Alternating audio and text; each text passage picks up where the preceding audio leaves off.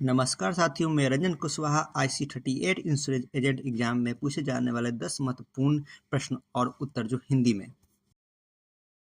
प्रश्न: ग्राहक संबंध में पहली धारणा बनाई जाती है।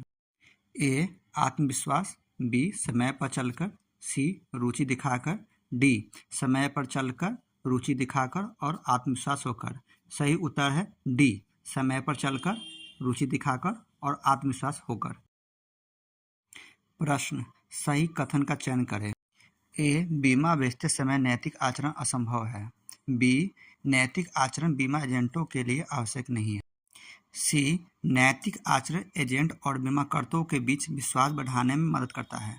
डी. नैतिक आचरण की अपेक्षा केवल शीर्ष प्रबंधन से की जाती है। सही उत्तर है सी.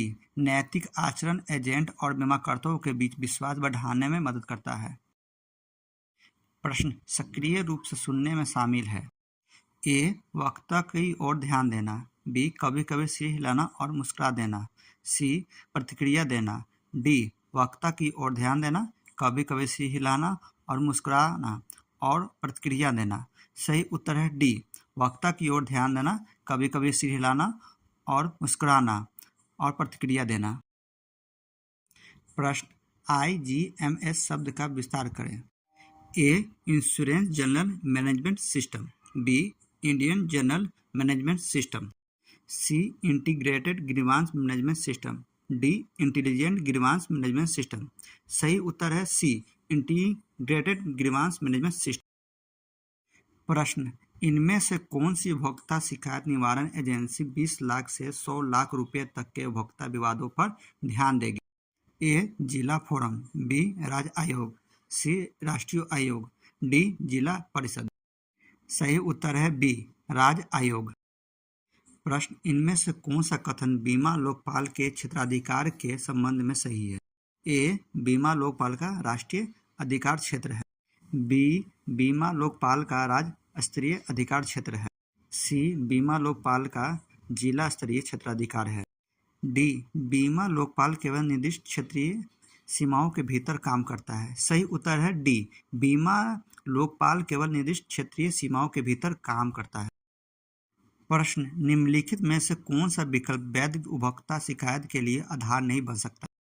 ए. उत्पाद की MRP से अधिक कीमत वसूलने वाला दुकानदार, बी. ग्राहक को अपनी श्रेणी में से सबसे अच्छे उत्पाद की सलाह नहीं देने वाला दुकानदार, सी. दवा की बोतल पर एलर्जी की चेतावनी नहीं दी गई है, डी. दोषपूर्ण उत्पाद। सही उत्तर है बी. ग्राहक को अपनी श्रेणी में सबसे अच्छे उत्पाद की सलाह नहीं देने वाला दुकानदार।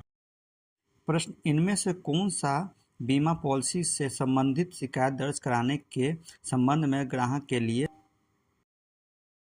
ए. Police, B. सर्वोच्च न्यायालय, सी. बीमा लोकपाल, डी. जिला न्यायालय। सही उत्तर है बीमा लोकपाल।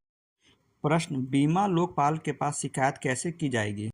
ए. शिकायत लिखित रूप में की जाएगी, बी. शिकायत फोन पर मौखिक रूप से की जाएगी, सी. शिकायत आमने सामने मौखिक रूप से की जाएगी, डी. शिकायत अखबार के विज्ञापन के माध्यम से की जाएगी। सही उत्तर है शिकायत लिखित रूप से की जाएगी।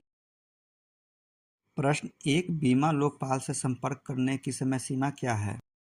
ए. बीमा कंपनी द्वारा शिकायत की अस्वीकृति के 2 वर्ष के भीतर, बी. बीमा कंपनी द्वारा शिकायत की अस्वीकृति के 3 वर्ष के भीतर, सी. बीमा कंपनी द्वारा शिकायत की अस्वीकृति के 1 वर्ष के भीतर, डी. बीमा कंपनी द्वारा शिकायत की अस्वीकृति के 1 माह के भीतर। सही उत्तर है सी. बीमा कंपनी द्वारा शिकायत की अस्वीकृति के 1 वर्ष के भीतर।